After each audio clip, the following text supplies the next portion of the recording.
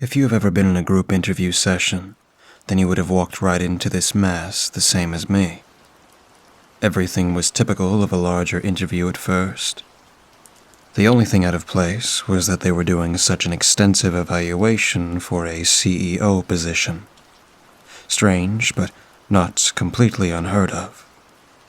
There were various nervousness levels in the BioMedicine lobby area, multiple faces, genders, all waiting in nicely dressed clothes for them to call us back for this to start. I counted around and saw there were 13 of us in total. Most extensive group interview I'd ever been a part of. I worked towards this for years now, though, when biomedicine first popped up on my radar. They were making some significant advances in science and medical technologies. I heard about them when I first started my residency at my last medical center. Many years later, past my residency, past my first surgical position, I am now the top surgeon in my region. I had the business acumen before I went into the field of medicine and knew that a combination of both would get me where I wanted to be. The head of the future advances where medicine could go. Should go. Biomedicine was the place to do this. I imagined many of the other applicants had similar backgrounds, maybe some even more impressive. I was going to get this position. I wasn't nervous at all. In fact, I felt as confident as ever. I had prepared for this and knew that no matter what, I could succeed. There was a chime in the distance as a door opened and a pale, thin man stepped through, sweat staining his brow. He pulled out a napkin and mopped his face as the door slowly shut behind him, chiming once more. He had a wide gait as he approached the center of the lobby. His maroon pinstripe suit seemed to ripple and blur as he moved. Once he stopped, he cleared his throat and addressed the entire group simultaneously. "Good afternoon, all, and welcome to BioMedicine." His voice echoed through the lobby as he did a wide flourish with his arms. There was some sparse, hesitant clapping. However, he seemed satisfied with the minimal response to his performance. "Thank you all for coming today. First, I want you to know that this was an extensive process, but we feel that some of you are the best applicants we have seen in years. Not to prattle on all day, though, let's get going to the area for your group interview." He turned suddenly and started back towards his original entrance area, his hand waving from behind, indicating for everyone to follow. As we passed through the door, I was the last in the queue, 2 armed security outside ensuring that it was fully secure. I realized we were in a long, thin corridor, just enough space for 2 people shoulder to shoulder. It was white and sterile, and overall extremely quiet for an office building. There were armed guards spaced out throughout the applicants. I could count around 4 guards with us as we progressed down the hallway. It was strange for there to be so many guards. I suppose they were a large company. They wanted to protect their secrets. Even with all the vetting we had gone through to this point, they were likely wary. I still remember the interview process before this point, the extensive background checks that occurred. I was probably luckier than most, with no immediate family, no significant other. My parents had died in an accident when I was young, and I knew that having a partner could cause issues if I wanted to be at the forefront of modern medicine. If I wanted to run megacorporations, I couldn't be bogged down with those types of ties that could deter my future. After I secure my future, I could worry about starting a family. I heard a door open far at the front of the line and realized we must have reached the interview room. As we entered, I saw that we were in a large round area, tables set up in a circle where all of the applicants would be facing one another. Seats already set up at each of us. I glanced around again and realized multiple doors entered into this space. The thing that stood out to me the most was a large black window above us on the wall, covering nearly half of the room in length. I glanced back toward the representative as his voice pierced the air once more. "Please, everyone, be seated. We will begin soon." The board of directors for BioMedicine will arrive and will be observing the entire process. He moved his arms wide, gesturing at the large black window. I noticed that the guards positioned themselves throughout the room at even intervals between the applicants. If you read your welcoming packet before coming today, you should be aware that this will be an extensive process. There is no time frame for the interview, in most cases. Should you decide you need to leave the room at any time, you are free to do so. However, you will not be allowed to return. Keep that in mind as we progress.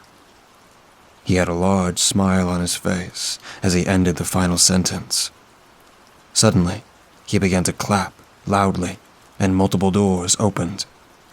A flurry of people entered wearing white hazmat suits, their faces obscured by reflective protective gear. I wasn't the only one who was shocked by their appearance. It was unusual, to say the least. However, they were gone in a flash and simply laid a piece of paper on each desk, with a pen directly next to it. The form was face down, and I could tell there was some text on the other side. I glanced at the representative again, who seemed to pause before speaking. Let's get started then, shall we? Please flip over the papers you have been provided and answer the questions before you. If you answer any of the questions with no, please be sure to leave immediately. Papers flipped over in a flurry of shuffling, and there were some small chuckles throughout the room. I glanced at the text in front of me, large and bold with 2 checkboxes underneath. Are you willing to die to become the CEO of BioMedicine? I smiled as I stared at the text. I guess they want someone who will be highly dedicated to the job. I checked yes as I continued onward. Are you willing to kill to become the CEO of BioMedicine? I paused at this question as I heard a seat push backward, squeaking across the floor. A man was standing up, his face red and puffed. He seemed to be speaking under his breath as he crumbled up the paper and threw it aside, heading towards the exit. He started to shout at the representative. Let me out. This is ridiculous. What kind of interview is this? Why would I kill anyone for a job? The representative smiled as he spoke. Why, this is just the right kind of interview, sir. You are free to leave. Please exit through here. The door opened behind him with a quiet swish, and the man left in a huff. You could hear him shouting and stomping as he walked away until it grew silent once more. Will there be any more interruptions? No? Please, continue filling out your forms then. I glanced back down at the question before me. Was I willing to kill someone for this job? I know it's a hypothetical question, a test to see just how driven you are for success, how much you are willing to sacrifice for something in your life. It still felt strange to consider, though. I thought about the man who had given up already. I guess, depending on who it was, I would be willing to kill someone for this job. I checked yes and continued onwards, looking at the final question. Are you ready to truly begin? I glanced around as I looked at the final question. It seemed strange. Weren't we already in the interview? No one else seems to have any further questions. They had already finished and seems to be waiting. I decided to just focus on continuing and checked yes. As soon as I did, the flurry of the hazmat team was upon us once more. They removed the papers and left the room for a moment. I could hear squeaking as they wheeled in carts with cages on top, covered with white cloths. They wheeled them in between each of the applicant tables and stopped them in front of our desks. A soft shuffling and squeaking were echoing in the room, seeming to come from the covered cages. The hazmat team set a button on each of the desks in front of us before leaving the room. This next part is straightforward. All you have to do to continue is press the red button. Can you do it? Who knows what it does, but press anyway. He seems to have a giddy smile on his face, jumping up and down as he pranced around the room, looking over the applicant's shoulders. I glanced around, and no one seemed keen to press the button first. I decided there was no point in hesitating if we didn't know the result. I reached down and pressed the button firmly, clicking it in. Everyone glanced over at me and stared, waiting to see what would happen. It was strangely tranquil. As we sat there in silence, the remaining applicants seemed to relax, and every single one of them pressed the button. I looked over at the representative, and the smile was growing wider on his face, but he said nothing. Then, in front of me, I started to hear a tiny whimpering from under the cloth. I stared at the cloth as the whimpering turned into a loud groaning, quickly echoed throughout every cage in the entire room. Suddenly, there was a loud pop as the fabrics were stained with red from the inside, accompanied by brief screams of pain. A female applicant started to scream as the force in one of the cages was enough to shift the cloth, and it fell to the ground. I could see that the cage was stained bright red, with long sinews and strings of viscera hanging around the edges. There seemed to be white fur stuck in the red meat strung about, a water bottle hanging from the edge of the cage in the corner. Good job. Good job indeed, everyone. I am so proud of you. How does it feel to cause the death of something, finally? I bet it feels great. The same female who had screamed suddenly vomited onto the floor to the side, shaking as she stood up. The representative had a giant scowl on his face, eyebrows angled hard as he stared at her. He loudly clapped his hands, and the hazmat team entered. They removed the female and cleaned up her bile, but left the cages. Sorry about that interruption. Is anyone else feeling weak? Do you need to leave? He paused and waved his arms wide. I glanced around at the other applicants. 11 left, but none seemed keen to flee. A couple looked pale and were starting to sweat heavily, but made no sign to stand. He clapped once more, and the hazmat team removed the cages. One member was carrying a large crate around with one arm, handing an object to each applicant. He handed me the item, and I realized that I was holding a giant white rat in my hands. It was warm and soft, its tiny black eyes blinking slowly at me as it sat calmly. The other applicants seemed confused. I could feel a pit growing in my stomach as I stared at the rat. I was hoping what I was thinking wouldn't be what was next. It couldn't be what was next. They wouldn't intentionally have us killed him, would they? The button was different. That was unknowing.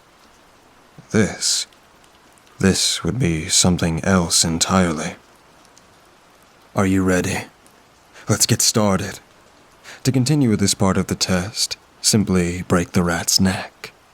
Easy enough, right?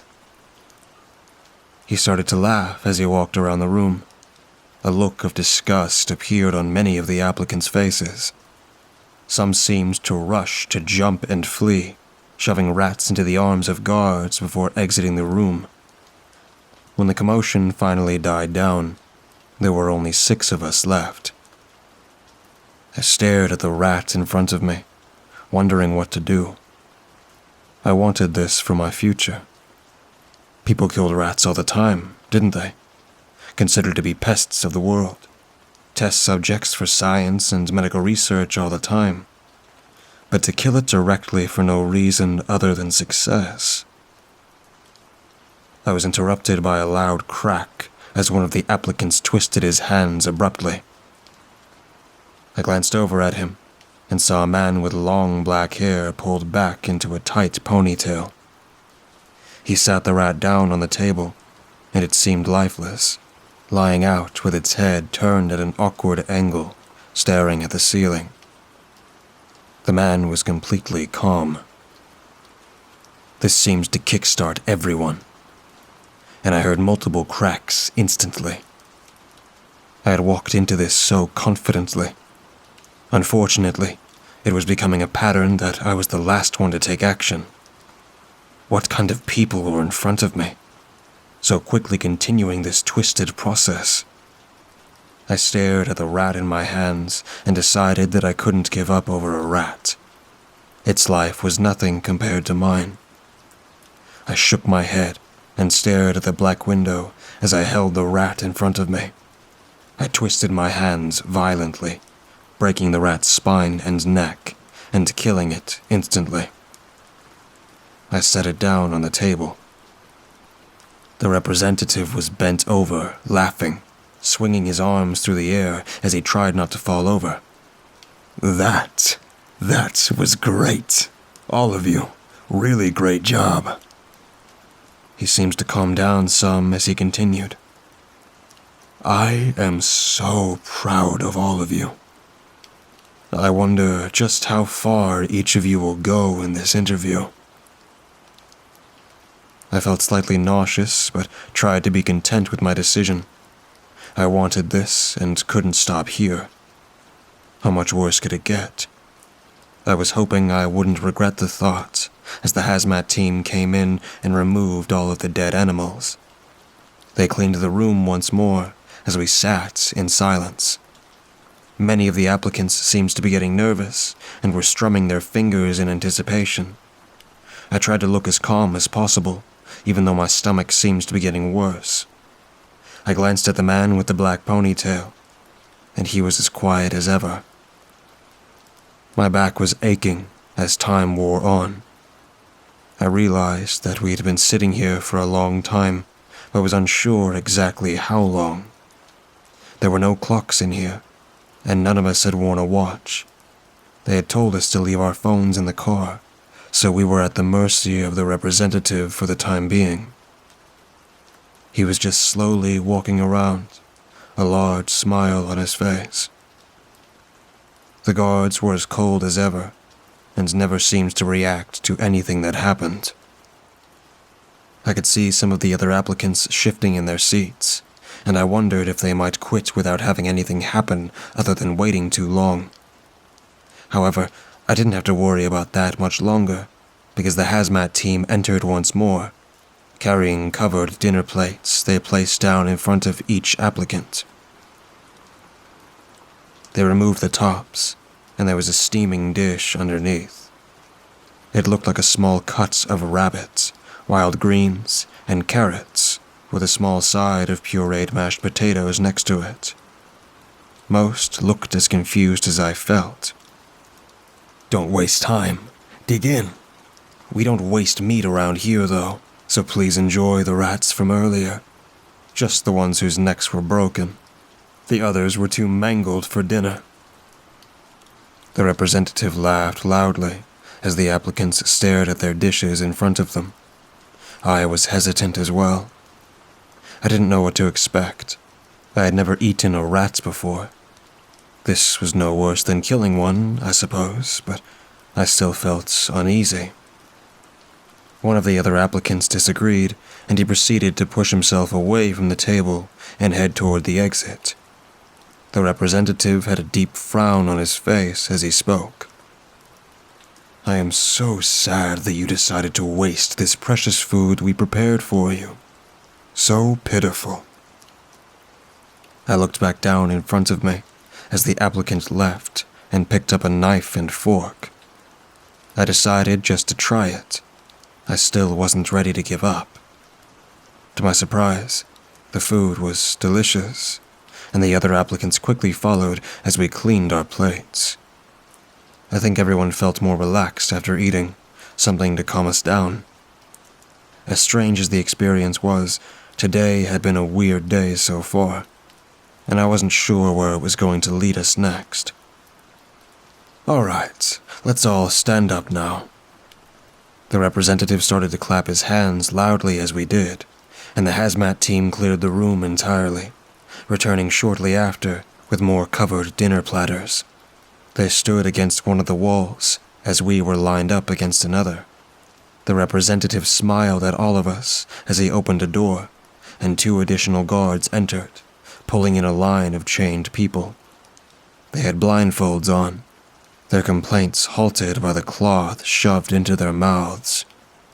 I quickly realized that it was the applicants who had left. All 8 applicants who had quit were now pulled into the room and forced into kneeling on the floor. I came to the immediate realization that there was no escape now. I could feel my heart pounding in my ears, my mouth drying, as I tried not to show my panic on my face. There was no escape from this interview process.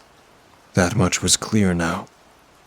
If I wanted to survive, I would have to do whatever they told me. I couldn't tell if I was more sick or terrified of what was coming next. I wasn't sure if the other applicants would make the same connection. I tried to glance at them to gauge the room, but before I could, the hazmat team moved in front of each of us, opening the platters. On each, there was a needle filled with a clear liquid. It was apparent they wanted us to pick them up. I hesitated and glanced around, waiting to see what someone else might do. The representative started laughing as he spoke.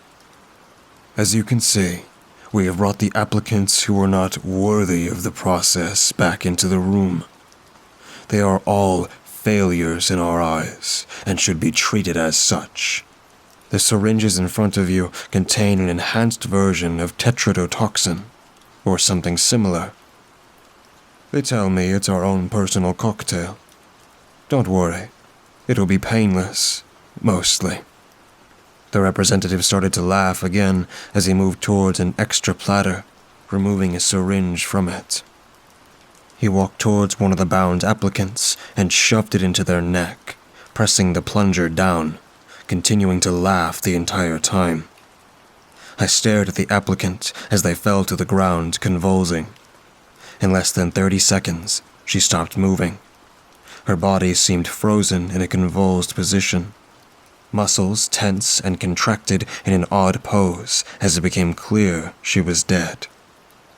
The representative placed the syringe back onto a platter and stared at the applicants, seeming to expect us to start right away. I felt sick. My stomach was threatening to vomit as I felt acid burn the base of my throat. I didn't want to do this, but I didn't have a choice if I wanted to live. My hand was shaking as I reached forward. I felt desperate to survive, or at least desperate to avoid death. Before I grabbed the syringe, I heard the bang of multiple platters falling to the ground. I glanced over, and one of the men had knocked the platters aside and was in a defensive stance, fists up as they started to shout. No way in hell are we killing anybody. Get out of the way. Let us out of here. He rushed to the closest guards and tried to take their guns from them, wrestling against the wall. The remaining guards rushed over and quickly restrained the man. It was over faster than the applicant had died from the toxin. I was still shaking as I stared at the applicant, now secured by the guards. The representative was slowly moving his head left to right as he approached him. I am so disappointed in you. Everyone left had so much potential, and you had to just waste it. Oh well. He crouched down and picked up one needle as he stood in front of him.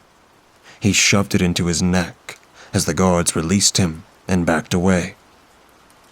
He seized on the ground for a couple of seconds before slowly freezing in place, a look of shock and terror on his face as he stopped moving.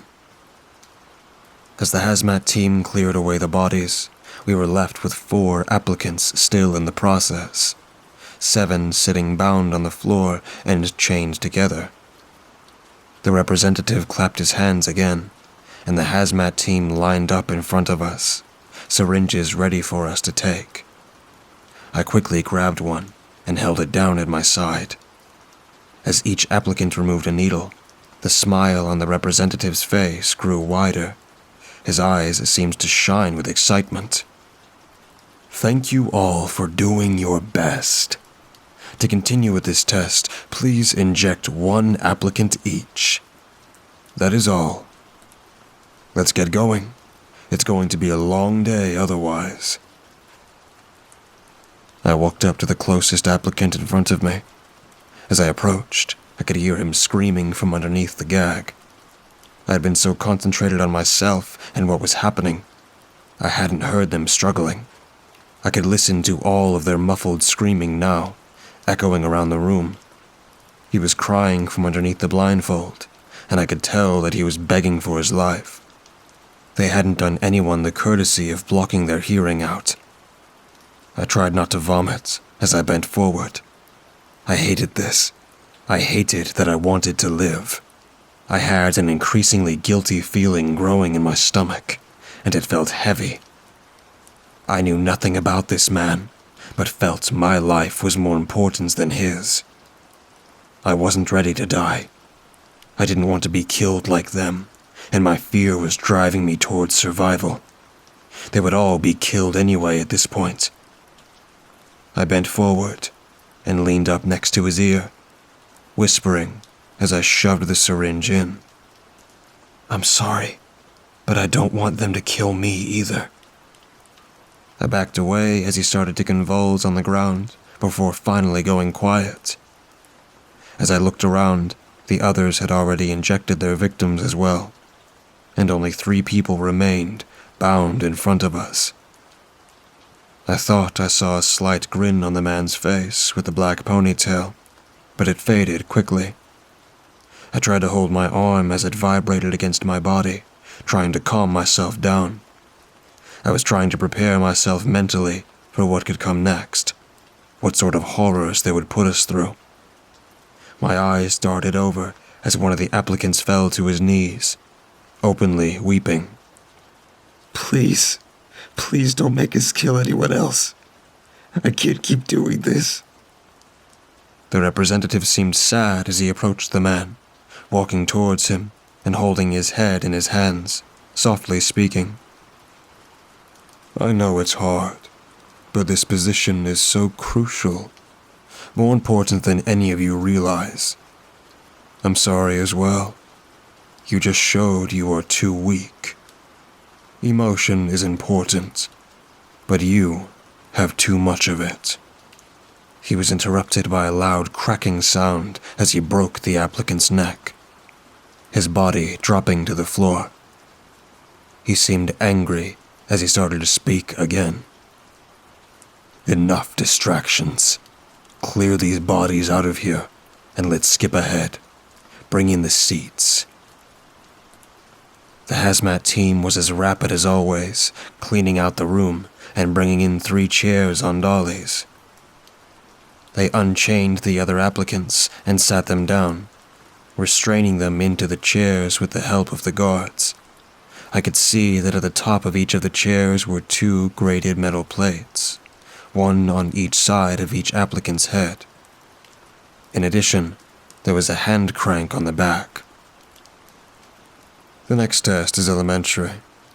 Whoever is the slowest at turning the crank will be killed. That is all. The representative seemed curt and impatient. When I looked over at him, he kept glancing at the black window above us, wiping his brow as he continued. Something was going on we weren't aware of, but there was no time to think. The guards came over and pulled us toward the cranks when we were too slow to move on our own. I focused on the presence as the squeaking of a crank began. I glanced over and quickly realized what the cranks were for. They were moving the plates in closer to the bound applicant's head. I felt sick as the screams started to echo around the room, the bound applicant shrieking in pain at the crushing plates. It was a slow and painful death we would be responsible for. I was the last to start reluctantly turning my crank. I closed my eyes as the screaming filled the room. I couldn't handle this. I didn't want to have to. I was afraid of dying, but this was worse. I knew I was going to hell as I turned the crank harder. I could feel tears falling down my face as my arm was on fire, forcing the crank to spin faster and faster. I tried to concentrate on just surviving, blocking out the sounds forced into my ears. I was trying to be faster than the next.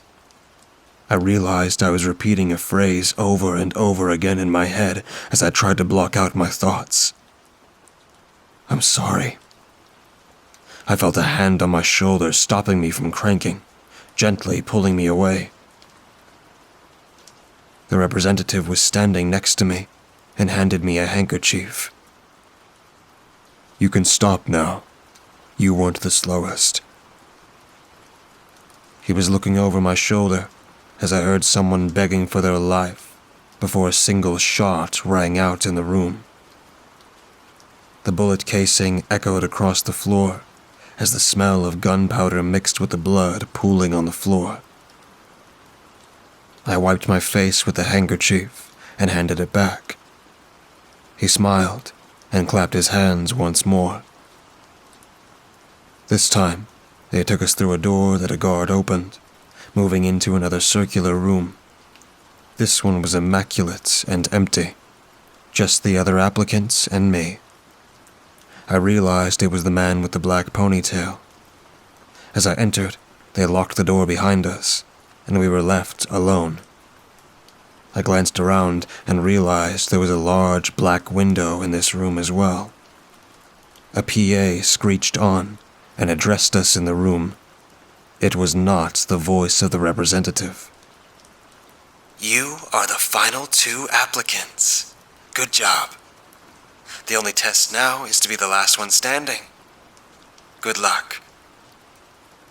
It clicked and screeched off as one of the doors opened briefly. As the door slammed shut, a knife slid in across the floor in between us. I paused as I stared at it. Long, reflective metal shining in the room.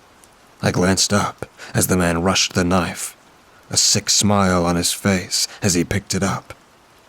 He was still smiling as he stared at me. I wasn't sure, but he looked like he was long gone.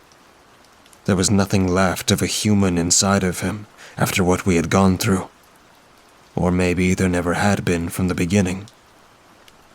My eyes darted back and forth wildly as I considered my options. I had none at this point, other than to hope I could survive his onslaught. Before I could think more, he rushed towards me, holding the knife out in front of him. I tried to move to the side, but he turned with me, slicing the side of my right arm as he passed.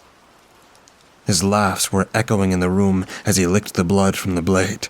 I tried to move into a defensive stance to seem like I knew what I was doing. I didn't have much of a plan. Part of me wanted him to kill me for what I had done, the terrible things I had gone through to reach this point, things I decided to do when I chose to live. Rather a knife than something like the chair. On the other hand, I was still scared of what worse things could happen to me if I survived him stabbing me, what they might do to me. Some of the applicants had quick deaths, but others, not so much. He rushed at me once more, and this time, I kicked at his stomach. To my surprise, it made contact, and he dropped the knife as I forced the air out of his lungs. I tried to lunge for the blade, but he ran into me and shoved me to the ground. Even as he was struggling for breath, he seemed to have the strength to get on top of me and hold me down. He moved his hands to my throat and started to press hard. I could feel the air choking from me as he squeezed my throat down. It felt like all the pressure in my head would explode. I tried to punch him in the side, but he didn't react, just smiling and laughing as he coughed in my face.